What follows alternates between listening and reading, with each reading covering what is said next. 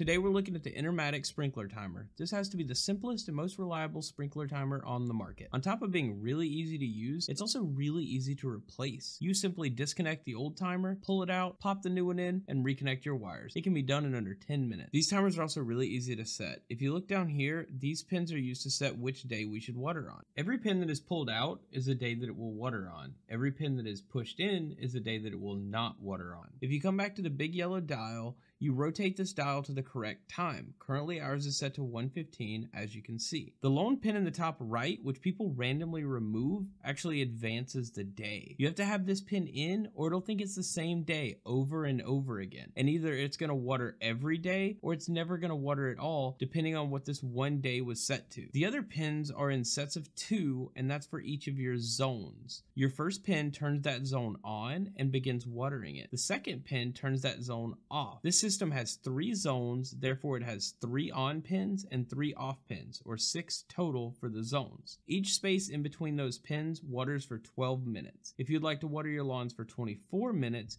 you need 2 spaces between the on and off pins for that zone. This really is a very simple sprinkler timer, and it's built to last. Thanks for watching, and I'll see you in the next one.